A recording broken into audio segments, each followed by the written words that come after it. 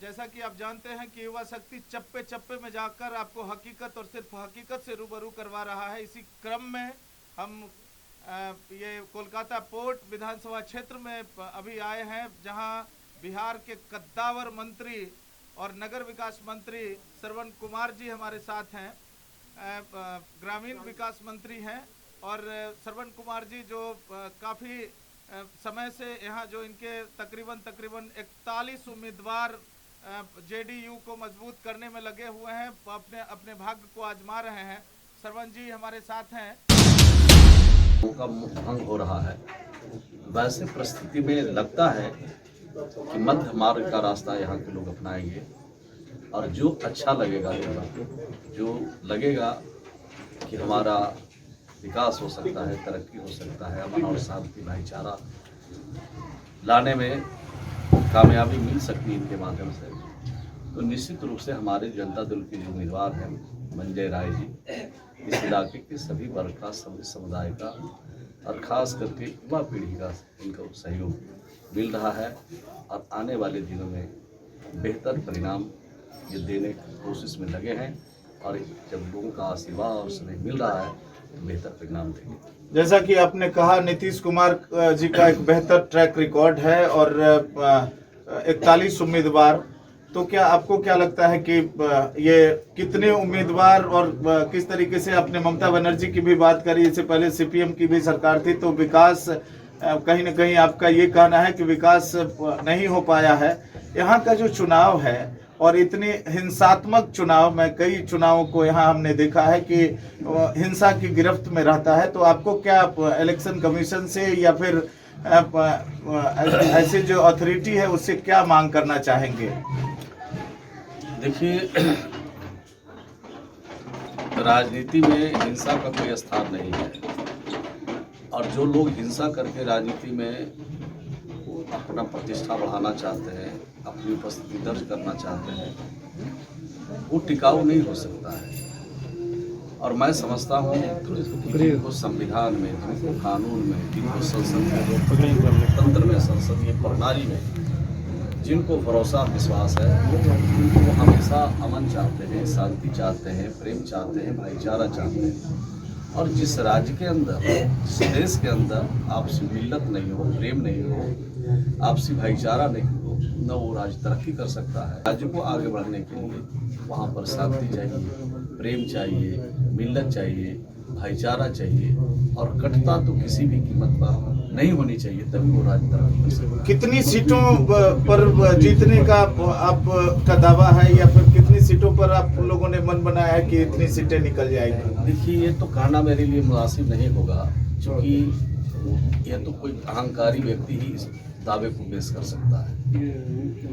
मैं इतना जरूर कह सकता हूँ, यहाँ के लोगों में रिस्पॉन्स जो देखा है, यहाँ के लोगों में जो हमारे नेता के प्रति, हमारी पार्टी के प्रति, जनता दल के प्रति जिन लोगों का आकर्षण है, निश्चित रूप से जो परिणाम आएंगे वो परिणाम ऐसा आएंगे कि लोग चौंक जाएंगे, लेकिन लोग नहीं समझेंगे। जब हम लोग चुनाव लड़े थे अरुणाचल में, तो कोई नहीं कहता था कि जनता दल यहाँ खड़ा हो।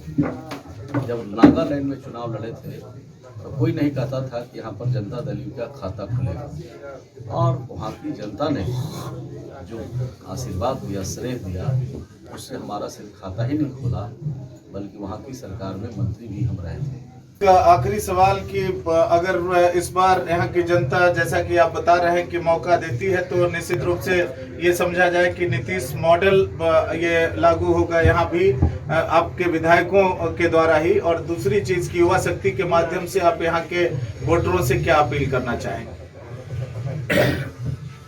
यहाँ के मतदाताओं से मैं अपील यह करना चाहता हूँ कि हमें आप मौका दीजिएगा, तो निश्चित रूप से आपस में मिलत पैदा करेंगे, प्यार पैदा करेंगे, भाईचारा पैदा करेंगे।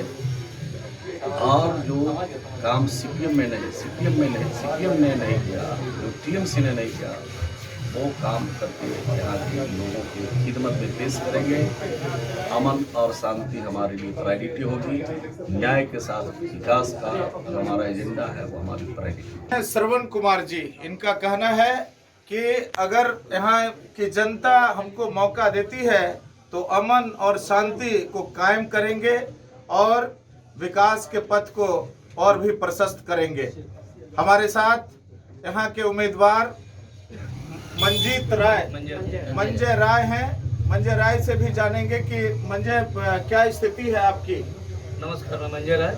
मंत्री साहब ने सब कुछ कह ही दिया, मैं ज़्यादा कुछ कहना नहीं चाहूँगा। बस नीतीश कुमार जी ने मेरे ऊपर जो भरोसा किया है, कोशिश करूँगा उस भरोसे को मैं खड़ा उतरूँ और सफल कर पाऊँ।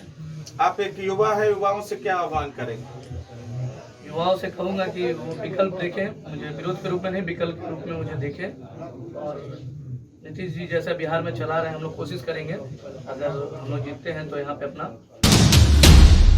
लेकिन माननीय नीतीश कुमार जी का यह देश भर में, देश नहीं दुनिया में लोग जानते हैं और कहते हैं कि नीतीश कुमार जो जो कहते हैं वो करते हैं। सर जमीन पर उतारने के लिए वो कुछ भी करने के लिए तैयार रहते हैं। इस हिसाब से भी लोगों में हम लोगों का पहचान है और उनका जो उम्मीदवार प्रतिनिधि होगा उनको जरूर समर्थन करना। और तो और शराबबंदी जो बिहार में हुआ है तो 50% महिलाएं शराबबंदी के आमतौर पर पक्ष में है, पुरुष लोग भी हैं। लेकिन शराबबंदी के नाम पर कोई देश में ऐसा कहीं भी किसी भी राज्य में महिलाएं नहीं होगी जो यह न चाहती होगी कि शराबबंदी हो। महिला सशक्तिकरण की बात लोग करते हैं, लेकिन शराबबंदी उनके राज्य में करने के लिए अगर उनको सुझाव दीजिए तो शराबबंदी नहीं करेंगे, कहेंगे कि हम महिला सशक्तिकरण वाले हैं। गांधी जी का नाम लोग लेते हैं, महात्मा गांधी को, और 2 अक्टूबर को उनका जन्मतिथि मनाते हैं। तो हम लोगों को मानना है कि ऐसे लोगों को, ऐसे दलों को गांधी जी के जन्मदिन मनाने का अधिकारी नहीं है, जो गांधी के विचार, और गांधी ने कहा था कि शराब बंद आज़ाद के बाद कि शराबबंदी होना चाहिए, और उनके विचारों के अनुरूप जनता दल यू और इसके नेता काम कर रहे हैं। लोहिया जी के विचारों के अनुसार काम कर रहे हैं। तो 50% तो हम लोगों का मतदाताओं में वैसे हम लोगों का पहुंच है इस महिलाओं में शराबबंदी के सवाल। तो हम लोगों की बात को लोग सुनेंगे, सुन रहे हैं, समझ रहे हैं, और माननीय नेता नीतीश कुमार जी का जो भी उम्मीदवार यहाँ मैदान में है उनको भरपूर समर्थन मिलेगा, हमारा ऐसा मानना है। जैसा कि आपने सुना कि किस तरीके से श्रवण कुमार जी यहाँ जो जेडीयू के जो प्रत्याशी हैं उनके समर्थन में आए हुए हैं, और उन्होंने खुले तौर पर कहा है कि जो नीतीश मॉडल है यहाँ की जनता भी उसको समझेगी, और निश्चित रूप से इनके जो प्रत्याशी हैं उनके तरफ वो मुखातिब होंगे। उनकी भावनाएं जो यही कहती है, और जो युवा इनके प्रत्याशी हैं उनके प्रति कि तू जिंदा है, तू जिंदगी की जीत में यकीन कर, अगर कहीं है स्वर्ग तो उतार ला जमीन पर। अमित कुमार के साथ मैं सुधांशु शेखर, युवा शक्ति न्यूज।